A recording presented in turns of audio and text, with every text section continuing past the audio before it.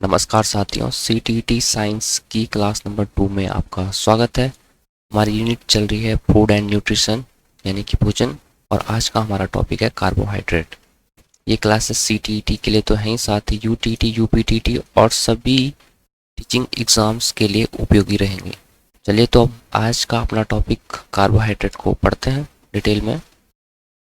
तो आज का हमारा टॉपिक है कार्बोहाइड्रेट।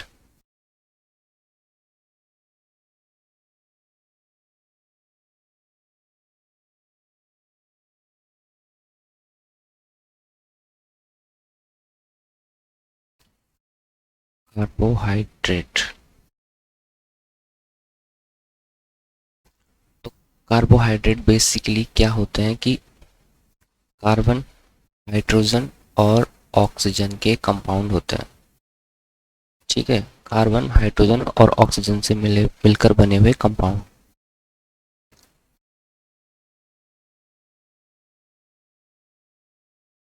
और ये किस रेशो में होते हैं? कार्बोहाइड्रेट के अंदर। तो इनका हम रेशो देख लेते हैं। कार्बन, हाइड्रोजन और ऑक्सीजन। तो इसमें कार्बन का रेशो होता है 1, हाइड्रोजन का रेशो होता है 2 और ऑक्सीजन का रेशो होता है 1। तो कार्बन, हाइड्रोजन और ऑक्सीजन जब 1:2:1 में यानी कि 1:2:1 में मिलकर कोई कंपाउंड बनाते हैं तो उसको हम कहते हैं कार्बोहाइड्रेट। इनका जो जनरल फॉर्मूला होता है, सामान्य सूत्र मतलब जनरल फॉर्मूला, वो होता है इसी रेशो के हिसाब से। आप देखिए यहाँ पे n ले लो इनको तो CN हो जाएगा, H क्या हो जाएगा, 2 है तो 2N हो जाएगा और O क्या हो जाएगा, N हो जाएगा। जैसे कि आपने ग्लूकोज का भी देखा होगा, C6H12 और O6 यानी कि यहाँ पे 1:2:1। तो ग्लूकोज का यहाँ पे नाम आ गया, तो हम ग्लूकोज को देख लेते हैं। ये है ग्लूकोज। ये क्या होता है, सिंपलेस्ट फॉर्म ऑफ कार्बोहाइड्रेट होता है। तो ग्लूकोज।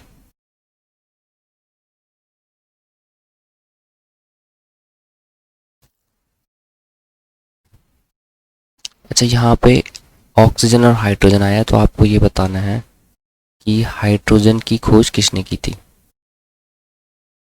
ठीक है, कमेंट सेक्शन में हमें बता सकते हैं। और हाइड्रोजन की खोज और साथ ही आपको ये भी बताना है कि ऑक्सीजन की खोज किसने की थी। चलिए मैं ही आपको बता देता हूँ। हाइड्रोजन की खोज तो की थी कैवेंडिश ने, कैवेंडिश। और ऑक्सीजन की खोज की थी प्रिस्टले ने।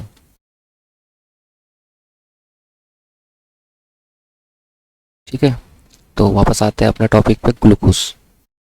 ग्लूकोज क्या होता है, simplest form of carbohydrate,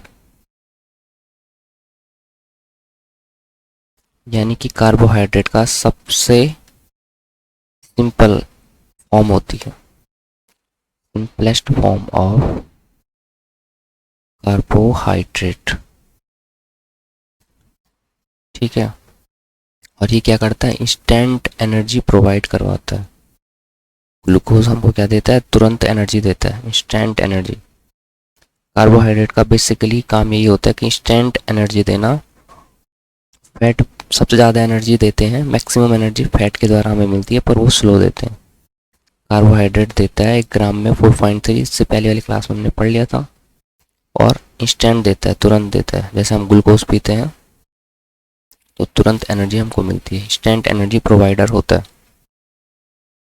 steroids के बारे में आपने सुना होगा, तो स्टेरॉइड के बारे में आपको बता देता हूँ।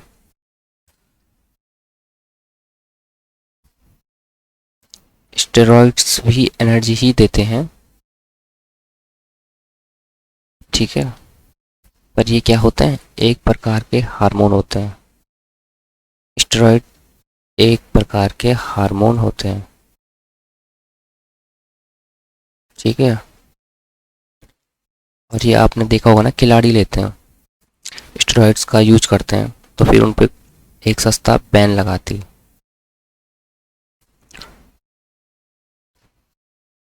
ठीक है, क्योंकि ये फेयर यूज नहीं होता। जो स्टेरॉइड यूज करेगा उसके पास अपर हैंड होगा खेल जीतने का। ठीक है, तो ये गलत चीज़ें हैं, एथिकल चीज़ें नहीं हैं। तो बैन लगाने वाली एजेंसी कौन सी होती है? इसको हम बोलते हैं वाडा। ठीक है, आपको डिटेल में पढ़ाया जाएगा, कोई भी क्वेश्चन आपके इससे बाहर नहीं आएगा पेपर में। तो वाडा की फुल फॉर्म क्या होती है? World anti doping agency. चलिए इसको भी मैं लिख लेता हूँ, वाडा। वाडा, वर्ल्ड एंटी डोपिंग। डोपिंग क्या होता है कि जब स्टेरॉइड को हम लेते हैं तो उसी प्रोसेस को कहते हैं डोपिंग एजेंसी। ठीक है, और इसका हेडक्वार्टर, हालांकि ये इस पेपर में तो नहीं आएगा पर आपको पता होना चाहिए, मॉन्ट्रियल में है। ठीक है, और मॉन्ट्रियल है आपका कनाडा में।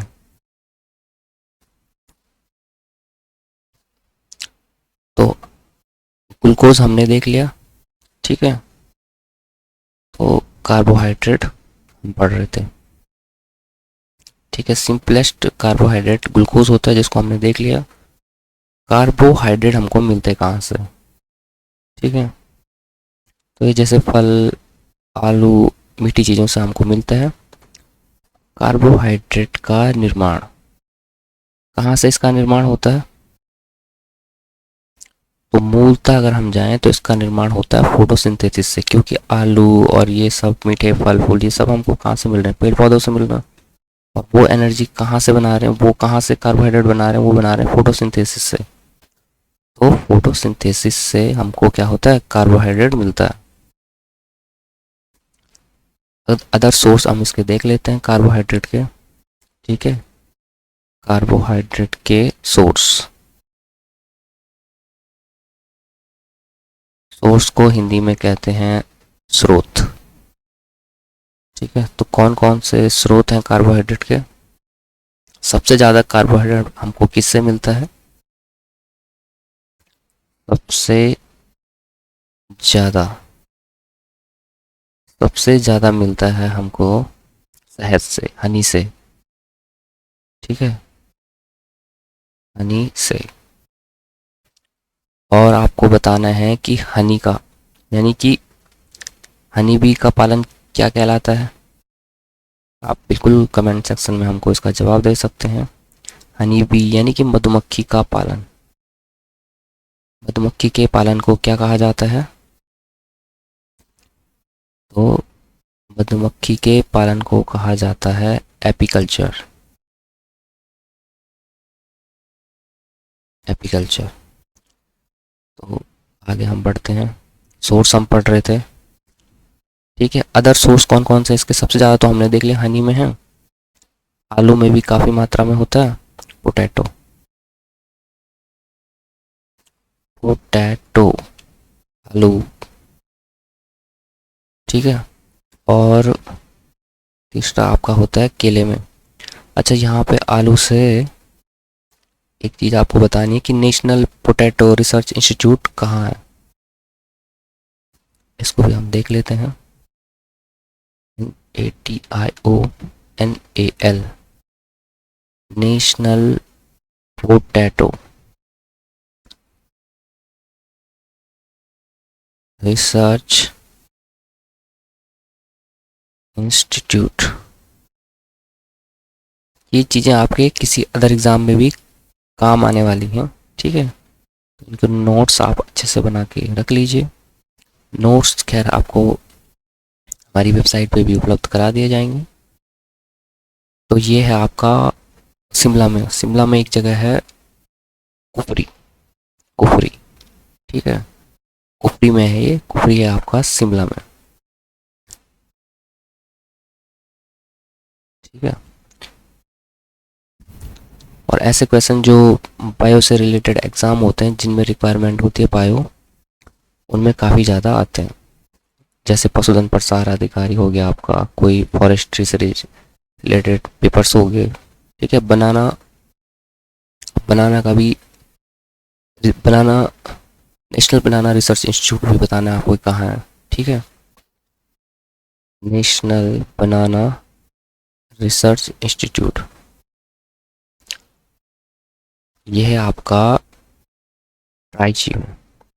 रांची कहाँ है? ये तमिलनाडु। रांची आपका तमिलनाडु में, ठीक है। इसके बाद किस चीज़ से हमको मिलता है कार्बोहाइड्रेट? कार्बोहाइड्रेट के हम सोर्स पढ़ रहे हैं, ठीक है। इसके बाद आपने देखा होगा कि हम चावल खाते हैं। चावल में क्या होता है? बहुत ज़्यादा मात्रा में कार्बोहाइड्रेट होता है, तो राइस, ठीक है, चावल। अब इससे भी कुछ इम्पोर्टेंट फैक्ट हैं, हम इसको देख लेते हैं। एक तो ये देख लेते हैं कि नेशनल राइस रिसर्च इंस्टीट्यूट कहाँ है। तो ये है आपका कटक में, कटक ओडिशा। ये भी बिल्कुल आपको नोट करके रखने हैं, ठीक है, क्योंकि आप बायोलॉजी वाले हैं, साइंस वाले हैं, या साइंस बैकग्राउंड वाले जो भी एग्ज़ाम्स आप देंगे, जैसे कि लैब असिस्टेंट, पशुधन प्रसार अधिकारी, फॉरेस्ट्री से फॉरेस्ट्री रिलेटेड, फॉरेस्टर, वन दरोगा, और जो भी एग्ज़ाम्स होते हैं रिलेटेड, उन सब में ये क्वेश्चन पूछे जाते हैं, ठीक है। तो ये काफ़ी महत्वपूर्ण चीज़ें हैं, आप बिल्कुल इनको नोट करके रखिए। इंटरनेशनल, जैसे कि इंडिया का है सेम वैसे इंटरनेशनल राइस रिसर्च इंस्टीट्यूट, ये आपका कहाँ है? ये है मनीला में, मनीला, और ये है फिलीपींस में, मनीला फिलीपींस,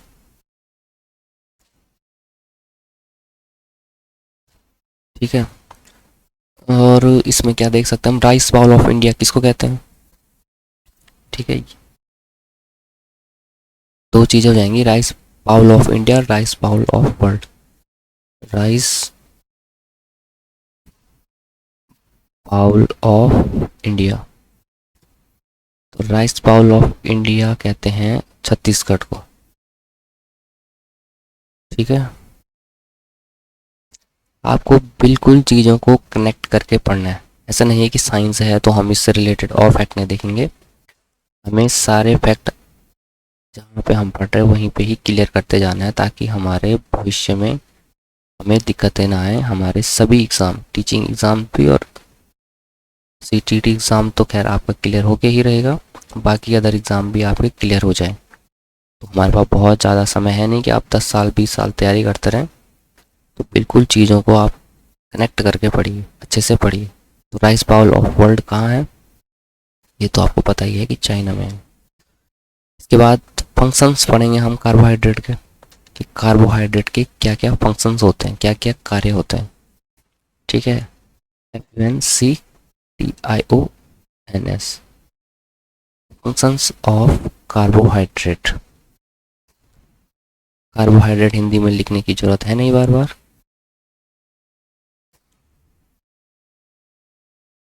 ठीक है। तो इसके फंक्शंस क्या क्या होते हैं? एक तो आपको पता ही है कि एनर्जी प्रोवाइडर होता है और इंस्टेंट एनर्जी देता है, ठीक है। तो एनर्जी प्रोवाइड, लिख लेता हूँ इसको भी। आपको भी नोट्स ऐसे ही बनाने हैं, बहुत ज़्यादा आपको उसमें लिखना नहीं है, जैसे मैं लिख रहा हूँ छोटा छोटा, बस आपके नोट्स ऐसे ही बनने चाहिए। ऐसे नहीं लिखना कि पूरा ये हमको इंस्टेंट एनर्जी प्रोवाइड करवाता है। इंस्टेंट एनर्जी या एनर्जी प्रोवाइड लिखते हो तो बहुत है इतना, इससे ही आप समझ जाएंगे। और आगे टिक मारर, कितनी एनर्जी, ये हमने पहली क्लास में देखा था कि 1 ग्राम में कितना, 4.3 किलो कैलोरी, ठीक है। और सबसे ज़्यादा फैट हमको एनर्जी देता है 9.3 किलो कैलोरी, पर वो क्या करता है, स्लो स्लो देता है, अभी खाया अभी नहीं देगा, उसको टाइम लगेगा बचने में। ठीक है, तो एनर्जी प्रोवाइड ये हमको कैसे करवाता है, इसको भी हम देख लेते हैं। ठीक है, आपको बिल्कुल सारी चीज़ें बताई जाएंगी ताकि आप बन पाए एक बेहतरीन शिक्षक। ठीक है, तो एनर्जी कैसे मिलती है, C6। और ये जो बायो के टीचर बनना चाहते हैं उनके लिए तो ये एग्ज़ाम में आएगा ही आएगा, उनके पीजीटी एग्ज़ाम में। ठीक है, C6H12O6 यानी कि ग्लूकोज है। ठीक है, ग्लूकोज में क्या जुड़ा, 6O2 जुड़ा। कैसे जुड़ा, जब हम रेस्पिरेशन करते हैं, जो श्वसन की क्रिया हमको आगे बढ़ाते हैं। ठीक है, फेफड़ों ने ऑक्सीजन लिया और उसको ग्लूकोज के साथ जब वो मिक्सर हुआ तो किसमें टूटेगा, वो टूटेगा आपका 6CO2। 6 मॉलिक्यूल्स बनेंगे कार्बन डाइऑक्साइड के, 6 बनेंगे पानी के। 6H2 जल के मॉलिक्यूल्स बनेंगे और साथ में बनेगा ATP। ATP, और यही है हमारे काम की चीज़। ATP क्या है, ये है एनर्जी। ठीक है, और इसकी फुल फॉर्म क्या है, इसकी फुल फॉर्म है एडिनोसिन्स ट्राइफॉस्फेट। ए से हो गया आपका एडिनोसिन, टी से हो गया ट्राइफॉस्फेट। ये तो हर पेपर में लगभग पूछा ही जाता है। एडिनोसिन ट्राइफॉस्फेट, यही है मेन चीज़, यही है हमारी बॉडी एनर्जी इसी रूप में लेती है। ठीक है, तो एडिनोसिन ट्राइफॉस्फेट, इसके बारे में देख लेते हैं। ठीक है, ग्लूकोज 6CO2 6H2 और ATP के रूप में टूटता है, उसी से ही हमको एनर्जी मिलती है। ठीक है, और 38 ATP, ये जो बायो वाले हैं उनको जब ये टीचिंग एग्जाम की तैयारी कर रहे होंगे तो उसके सिलेबस में ये सब चीज़ें डिटेल में, उतना हम डिटेल में अभी नहीं जा रहे हैं। तो एडिनोसिन ट्राइफॉस्फेट क्या है, पावर करेंसी है। पावर करेंसी, पावर करेंसी इसको बोलते हैं। और इसका निर्माण कहाँ होता है,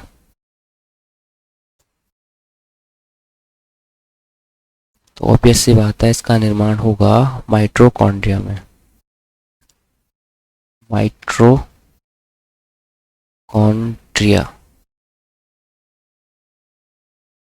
अब माइटोकॉन्ड्रिया के बारे में देखते हैं। ठीक है, यहीं पे ही आप इसी तरह से नोट्स बनाइए। माइटोकॉन्ड्रिया को कहते हैं पावर हाउस ऑफ सेल।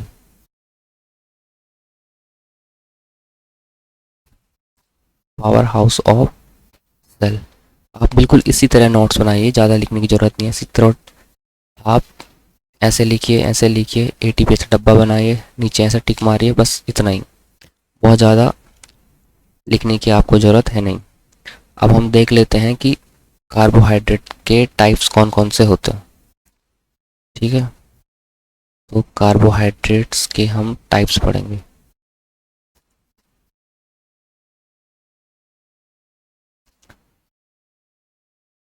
तो इसको हम तीन तरह से हम इसका विभाजन करते हैं। ठीक है,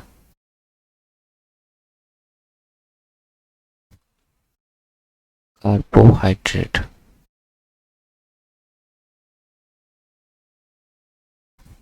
एक होते हैं मोनोसैकेराइड।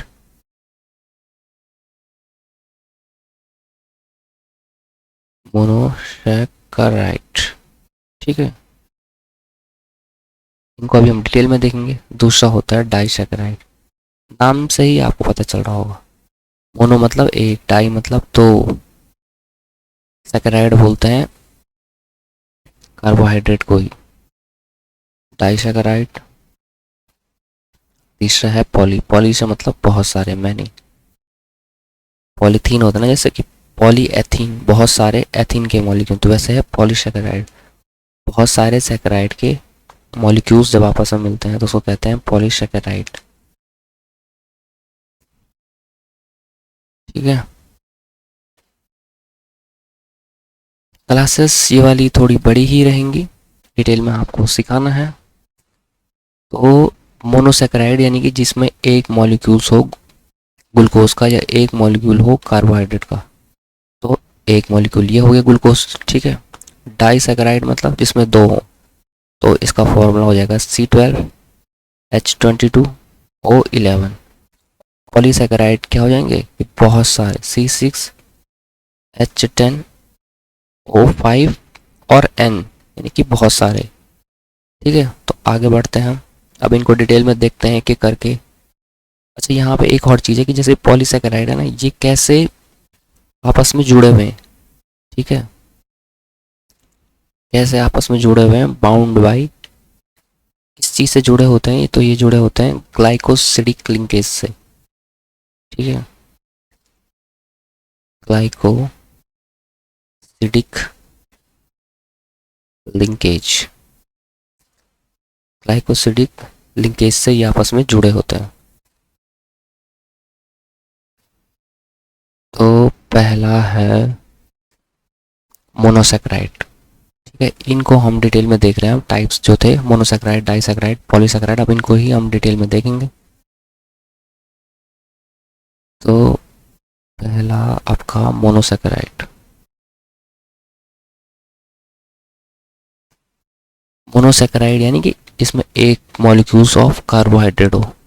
सेकेराइड से आप कंफ्यूजन में मत जाइएगा, कार्बोहाइड्रेट को ही सेकेराइड कहते हैं। मोनोसेकेराइड, तो इसमें हम पढ़ेंगे तीन। मोनोसेकेराइड में आप कहेंगे ग्लूकोज, फ्रक्टोज और गैलेक्टोज, ठीक है। तो पहला वाला हम पढ़ते हैं।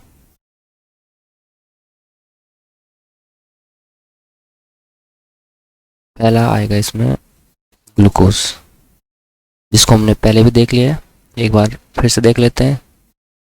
ग्लूकोज, ठीक है। इनका तीनों का फॉर्मूला सेम ही होगा, C6H12O6, ठीक है। टाइप्स अलग अलग हो जाएंगे। ग्लूकोज कहाँ पाया जाता है बताइए आप? हमारी ह्यूमन बॉडी में पाया जाता है। ह्यूमन बॉडी में कहाँ पाया जाता है? ब्लड में पाया जाता है, ठीक है। तो इसको कहते हैं ग्लूकोज। और ग्लूकोज क्या होता है, कितना पाया जाता है हमारी बॉडी में? 80 से, आइडियली मतलब इतना होना चाहिए, 80 से 120 मिलीग्राम पर 100 ml। ये चीज़ तो आपको पता होनी ही चाहिए थी और पता होगी भी, ठीक है। अब आगे बढ़ते हैं हम फ्रक्टोज पे। अच्छा, यहाँ पे ब्लड आया तो ब्लड से रिलेटेड भी हम देख लेते हैं थोड़ा। आपको बिल्कुल ऐसे ही चीज़ों को कनेक्ट करते हुए पढ़ना है, ठीक है। ऐसा टाइम नहीं है आपके पास कि 5-10 साल आप तैयारी को दें, कि कभी आप ब्लड पढ़ें, कभी आप जहाँ पे जो चीज़ आई आप उसको वहीं पे ही बिल्कुल समझते हुए चाहिए। तो स्टडी ऑफ ब्लड क्या रहती है, क्या कहलाती है बताइए आप? हेमेटोलॉजी, हेमेटोलॉजी, ठीक है। जैसे हीमोग्लोबिन होता है ना ब्लड में, तो हेमेटोलॉजी, बस उसी से रिलेट करते हुए चलिए आप। पीएच कितना होता है हमारे ब्लड का? पीएच ऑफ ह्यूमन ब्लड, ठीक है। यहाँ पे ह्यूमंस की बात हो रही है, तो हमारा पीएच होता है 7.4, ठीक है। 7 हो गया आपका बिल्कुल न्यूट्रल, ये थोड़ा सा बेसिस यानी कि क्षारीय गुण का होता है। तो ये आपने देख लिया, ग्लूकोज में 80 से 120 मिलीग्राम पर 100 ml इसकी मात्रा होनी चाहिए आइडियली। इससे ज़्यादा हो जाएगी तो डायबिटीज़, इससे कम हो जाएगी तो एनर्जी की कमी। वो चीज़ें भी हम पढ़ेंगे कि कार्बोहाइड्रेट की कमी और अधिकता से कौन से रोग होते हैं, दूसरा हम देखेंगे। मोनोसेकेराइड में 3 आएंगे, ग्लूकोज, फ्रक्टोज और गैलेक्टोज, ठीक है। तो हम देख लेते हैं फ्रक्टोज। इन तीनों को तो बिल्कुल आप याद करके रखना, क्योंकि आगे ही यही चीज़ें आपके काम आएंगी, ठीक है। फ्रक्टोज जैसे कि फ्रूट, फ्रक, इसी से ही आपको पता चल रहा होगा। तो ये कहाँ पाया जाता है? ये पाया जाता है आपका फ्रूट्स में, फलों में, ठीक है। नोट्स आपके इसी तरह बनने चाहिए, सॉल्ट एकदम। इससे भी अगर आप कम लिख सकते हैं, उतने में आपका काम चल जाए तो उससे कम लिखिए, ठीक है। बहुत ज़्यादा समय मत दीजिए नोट्स बनाने में, बिल्कुल छोटा छोटा लिखिए, जिसको आपको रिवाइज करने में जितना आपको याद आ जाए उससे रिलेटेड सब चीज़ें। तो सबसे मीठा कार्बोहाइड्रेट। दोबारा से आपको पूरे लाइन लिखने की जरूरत नहीं है कि फ्रक्टोज सबसे मीठा कार्बोहाइड्रेट होता है, बस इतना बहुत है, इसी से ही आप समझते चलेंगे। यहाँ पे फ्रूट्स आया है, तो स्टडी ऑफ फ्रूट्स को क्या कहते हैं बताइए आप कमेंट सेक्शन में, जिसको पता है बिल्कुल अभी लिख दो। Study of fruits, study of fruits कहलाती है आपका पोमोलॉजी। ठीक है, ग्लूकोज, फ्रक्टोज और तीसरा होता है गैलेक्टोज।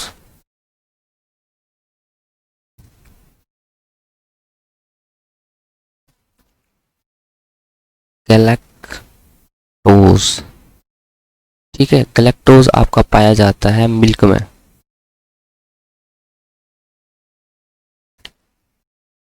ठीक है, और आपको बताना है कि नेशनल डेयरी रिसर्च इंस्टीट्यूट कहाँ है।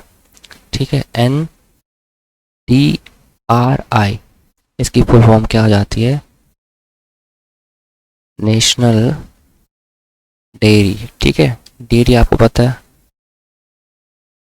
Research, national dairy research institute. ये है आपके करनाल में, जो कि है आपका कहाँ है करनाल, पंजाब में या हरियाणा में, तो इसको आप देख के लिख लेना। करनाल शायद हरियाणा में ही है या पंजाब में, तो इसको आप चेक करके लिख देना ब्रैकेट में। ठीक है, तो ये हो गया आपके मोनोसेक्राइड के टाइप, ग्लूकोज, फ्रक्टोज और गैलेक्टोज। तो ग्लूकोज ब्लड में पाया जाता है। ठीक है, स्टडी ऑफ ब्लड, हेमेटोलॉजी हो जाती है, पीएच ऑफ ब्लड 7.4, 80 से 120 मिलीग्राम पर 100 ml होना चाहिए। फ्रक्टोज फलों में पाया जाता है, स्टडी ऑफ फ्रूट्स, पोमोलॉजी कहला जाती है। सबसे मीठा कार्बोहाइड्रेट होता है फ्रक्टोज।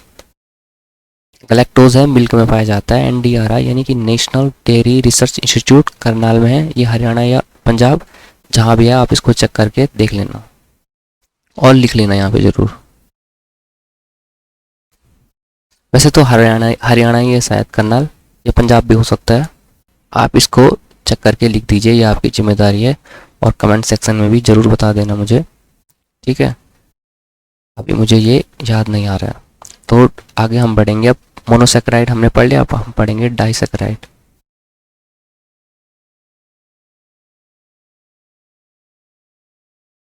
डाइसेक्राइड यानी डाई से मतलब दो, ठीक है, जिसमें दो मॉलिक्यूल्स होंगे कार्बोहाइड्रेट के, सेक्राइड के या ग्लूकोज के। ठीक है, तो अब ये कैसे बनेंगे, ये बनेंगे, दो मिलेंगे, पर मिलेंगे कौन, मोनोसेक्राइड, इन तीनों से ही तो बनेंगे, ग्लूकोज, फ्रक्टोज और गैलेक्टोज से, इसके अलावा तो हमने कोई और पढ़ा नहीं। तो इनसे ही बनेंगे डाइसेक्राइड और उन्हीं से ही बनेंगे पॉलीसेक्राइड। तो मैंने आपको बताया, बिल्कुल आपको ये तीनों याद होने चाहिए, ग्लूकोज, फ्रक्टोज और गैलेक्टोज, क्योंकि इनसे ही और बनेंगे। ठीक है,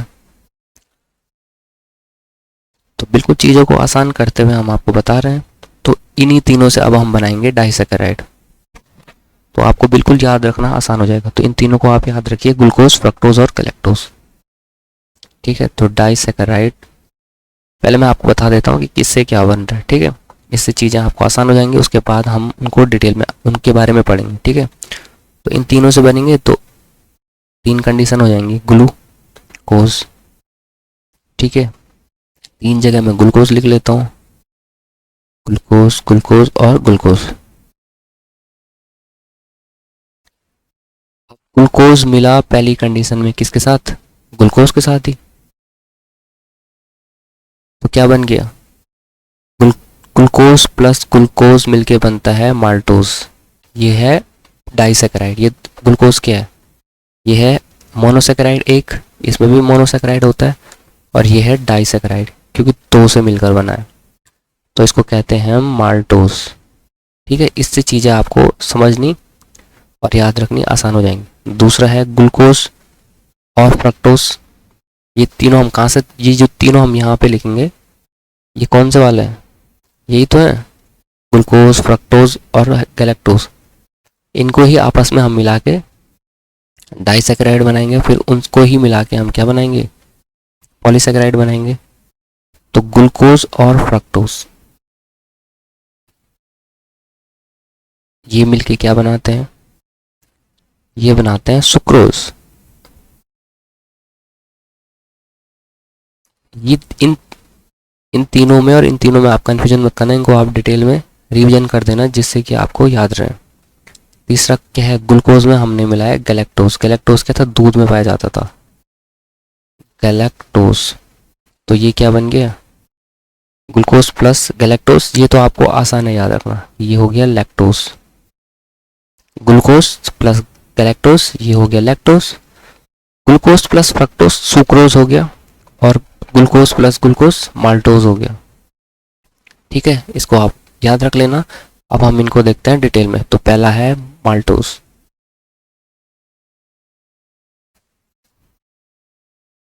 माल्टोज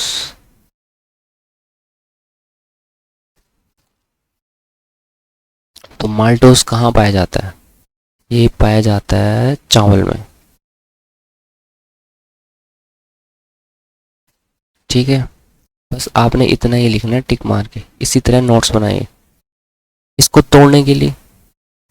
ठीक है, इसको तोड़ने के लिए जो एंजाइम लगता है हमारी बॉडी का, जो एंजाइम जरूरी होता है इसको तोड़ने के लिए, इसको तोड़ने के लिए एंजाइम यानी कि इसके पाचन के लिए जो एंजाइम हमारी बॉडी से रिलीज होता है उसको कहते हैं माल्टेज। माल्टोज के लिए एंजाइम क्या है, माल्टेज है। देखिए आप, कितना आसान है याद रखना। दूसरा पढ़ते हैं हम। ठीक है, माल्टेज हो गया, उसके ये फर्स्ट था डाइसैकेराइड में, अब दूसरा पढ़ेंगे।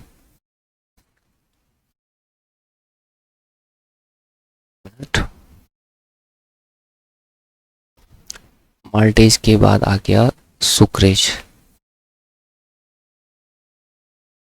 माल्टेज के बाद आ गया सुक्रोज। ठीक है, सुक्रोज पाया जाता है शुगर केन में।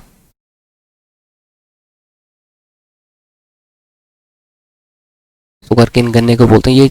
ये चीज़ दोबारा लिखने की जरूरत तो है नहीं ना नीचे हर एक में, ये तो आप यहीं पे समझ गए हैं। ठीक है, कि ग्लूकोज ग्लूकोज ग्लूकोज फ्रक्टोज, ऐसे यहाँ पे लिखने की जरूरत नहीं है कि सुक्रोज कैसे बना, ये मैं आपको ऊपर ही बता चुका हूँ। ठीक है, आपको दोबारा यहाँ पे भी लिखनी है लाइन ये वाली। अगर ये वाली चीज़ आप यहाँ पे दोबारा लिखना चाहते हैं तो लिख सकते हैं, ग्लूकोज प्लस फ्रक्टोज सुक्रोज। ठीक है, मैंने अलग से समझाया है क्योंकि चीज़ें आपके लिए आसान हो। तो शुगर केन में ये पाया जाता है। शुगर केन किसको कहते हैं, गन्ने को कहते हैं।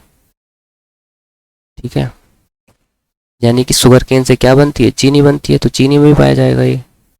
ठीक है, अच्छा शुगर केन से आपको ये बताना है कि Indian sugarcane research institute कहाँ है।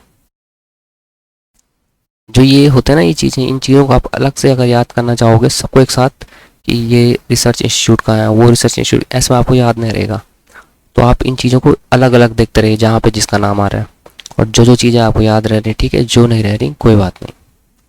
तो Indian sugarcane, Indian sugarcane research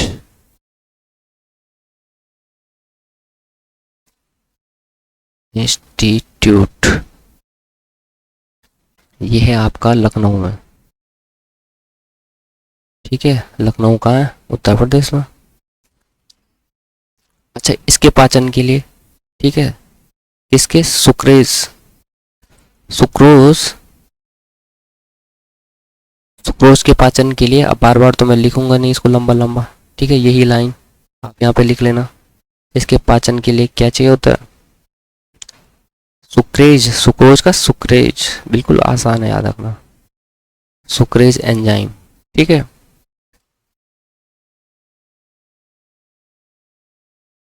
sucrase enzyme क्या करता है, इसको टिक मार्क में लिख रहा हूँ। सुक्रेज एंजाइम क्या करता है, सुक्रोज को ग्लूकोज में तोड़ देता है,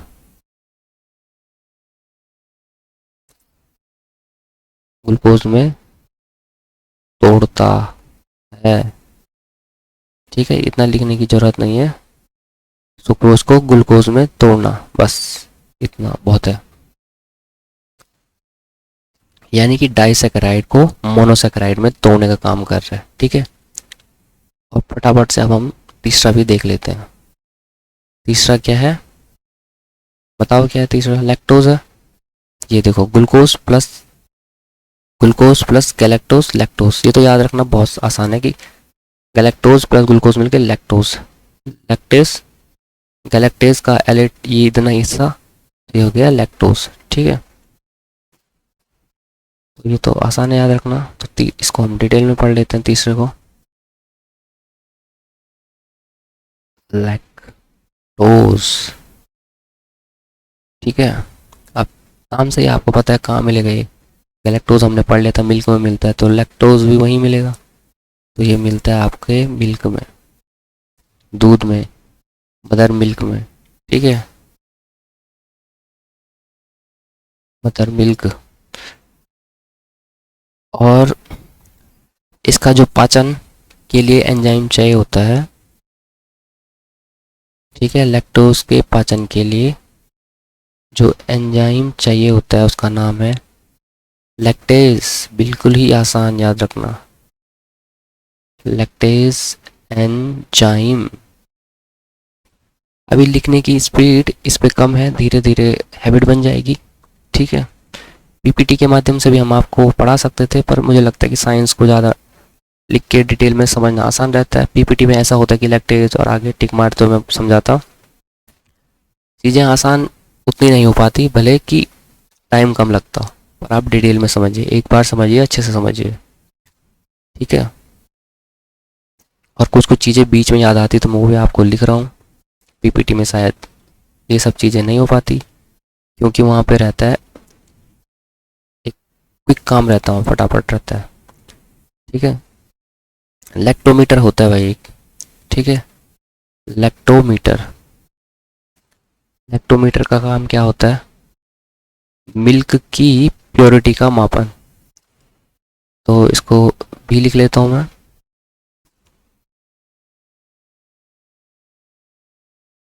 मिल्क की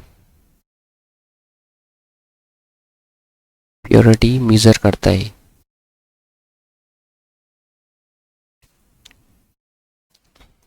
और दूध से दही बनाने के लिए, दूध से दही बनाने वाला आपने लैक्टोबैसिलस पढ़ा होगा ना। ये है आपका मिल्क, ठीक है, ये है आपकी कर्ड, दही। इससे ये कैसे बनती है मिल्क से दही? लैक्टोबैसिलस जीवाणु के कारण। ठीक है, लैक्टोबैसिलस जीवाणु से के कारण बनती है मिल्क से दही।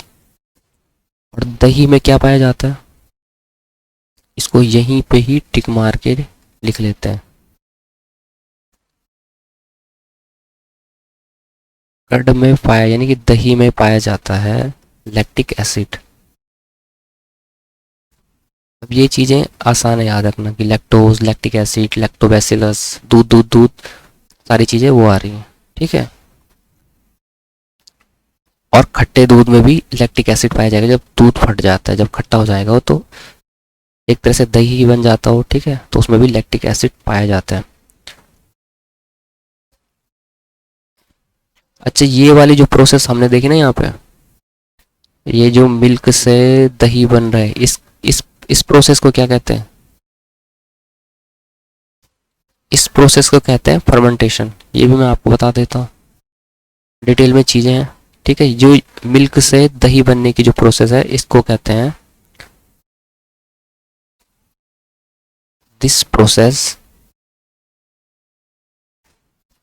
इज नोन एज, ये प्रोसेस जानी जाती है इसके द्वारा। इस प्रोसेस को हम क्या कहते हैं? फर्मेंटेशन। किण्वन आपने सुना होगा, फर्मेंटेशन। ठीक है, शायद इससे नीचे का पोर्शन शायद फ्रेम में आ नहीं रहा है, तो ऊपर ऊपर मैं चीज़ों को लिखता हूँ खिसका के। ठीक है, इस फिर देख लेंगे हम बाद में कितना पोर्शन कवर हो रहा है वीडियो में, तो उस हिसाब से आगे क्लासेस में इस चीज़ का ध्यान रखा जाएगा। अगर कोई नीचे का हिस्सा इस वीडियो में आया ना हो फ्रेम में, कोई बात नहीं, आप सुन के उसको लिख देना। तो फर्मेंटेशन है किण्वन। अब इसकी खोज किसने की थी? दूध से दही बनने की प्रोसेस को कहते हैं फर्मेंटेशन, किण्वन, ठीक है।